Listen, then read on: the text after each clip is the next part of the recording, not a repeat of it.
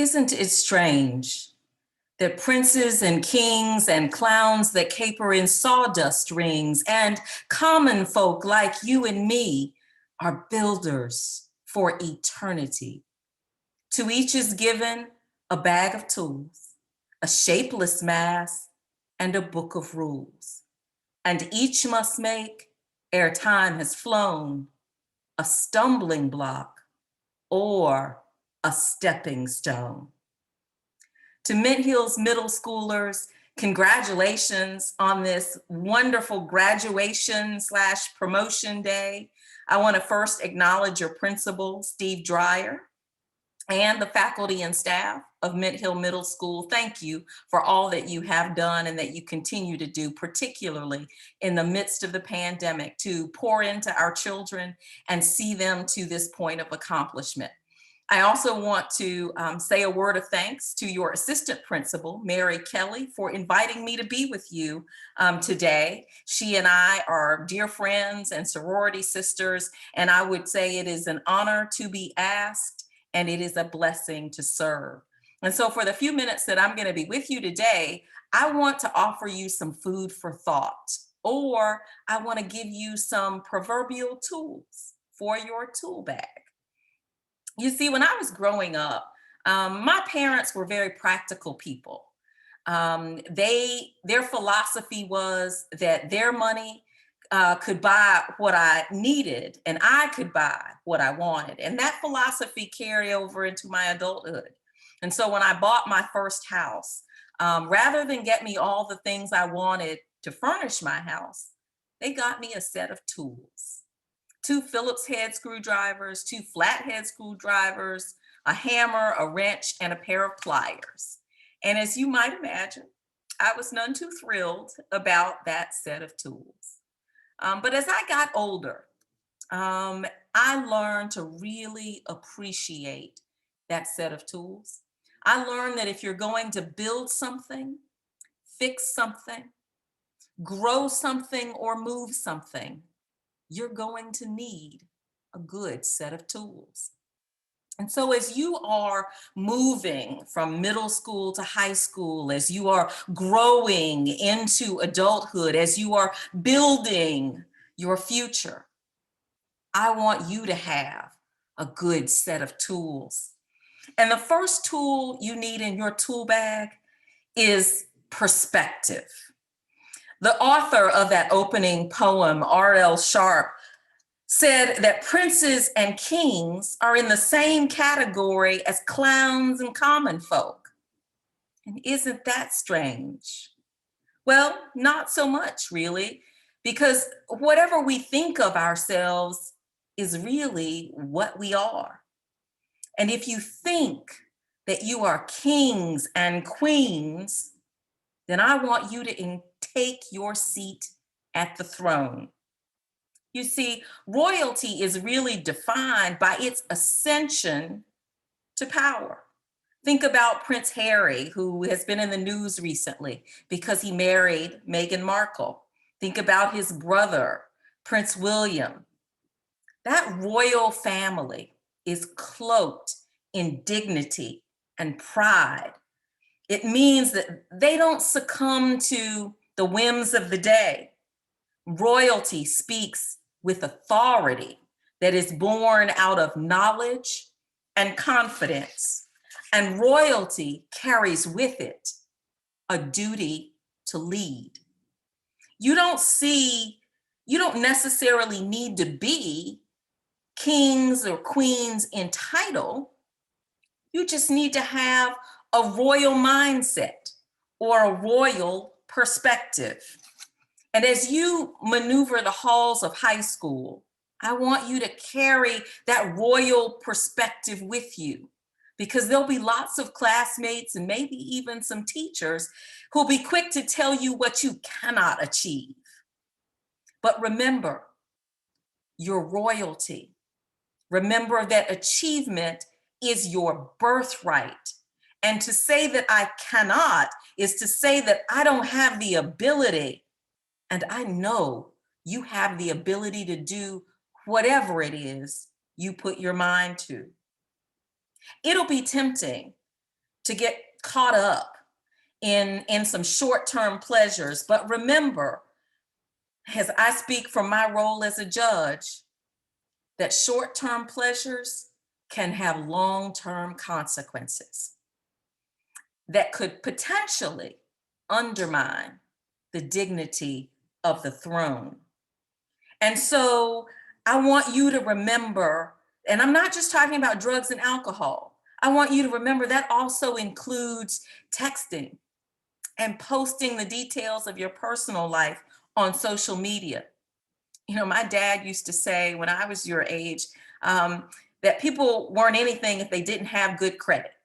And at that age, at your age, I didn't really appreciate what credit was because I didn't have any credit. At this age, what you've got is the value of a good reputation.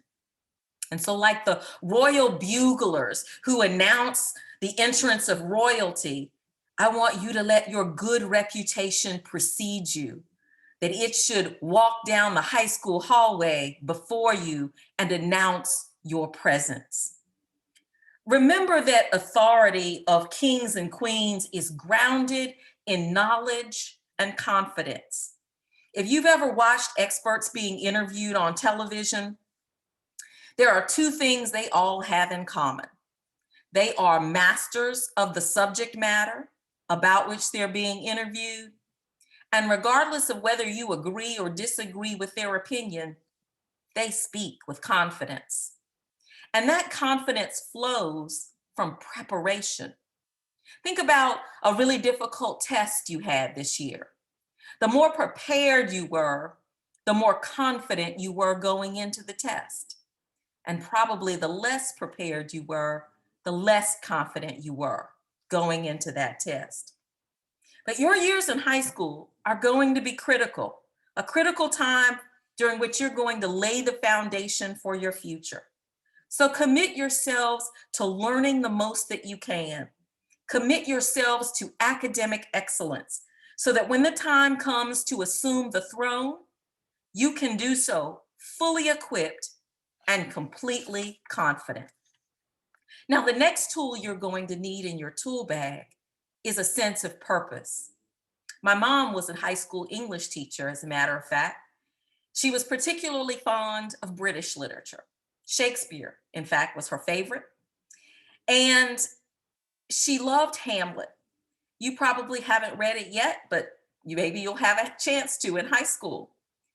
Hamlet is a play about a young prince, Prince Hamlet, who was interested in revenge because his father had been killed by his uncle Claudius. And in Act 3, Prince Hamlet makes a very famous statement when he wonders aloud, to be or not to be? That is the question. Well, I'm going to suggest that the answer to that question is really your life's purpose. I speak to a lot of students, a lot of whom are considering a career in the law, and they all want to know the same thing. What should I major in college? And I tell them all the same thing. It doesn't matter what you major in college. What's important is that you pick something that you are good at and that you enjoy. And so whether it's a career in the law or anything else you want to be, that you set out to achieve, pick something that you are good at and something that you enjoy, something that you are naturally gifted at, divinely gifted at doing. We all have a special gift, and gifts are given to us for a purpose, and that is to help each other. So during this pivotal stage of your life, as you begin to explore your career options and interests, pick something for which you are uniquely gifted, naturally talented, and that will help someone. Just like a hammer, a screwdriver, or a wrench, you've each got a purpose. And so I want you to lean into that purpose, lean into that gift, strengthen it, sharpen it, and put it to its highest and best use. Now, finally, the third tool you'll need in your tool bag is perspective.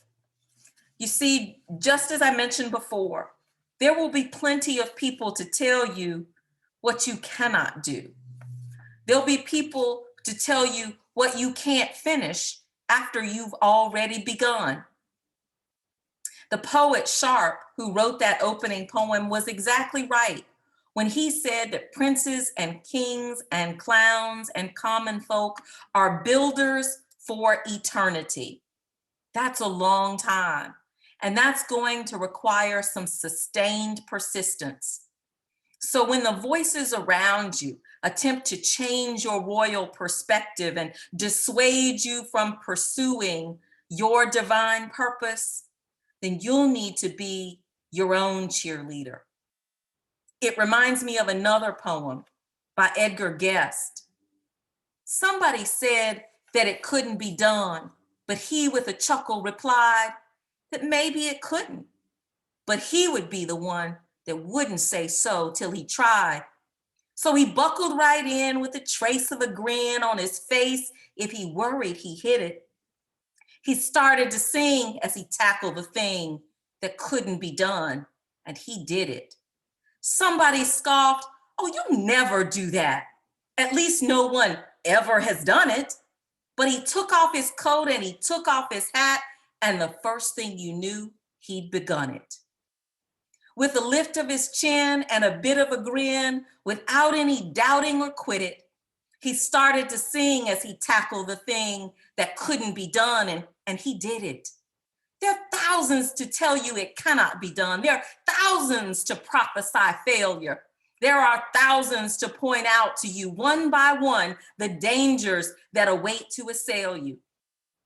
But just buckle in with the bit of a grin.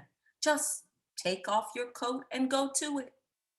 Just start in to sing as you tackle the thing that cannot be done, and you'll do it.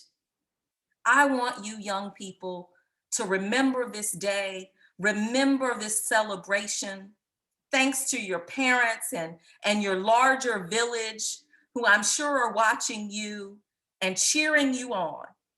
And I want you to tackle the world with purpose, perspective, and perseverance. Go get them.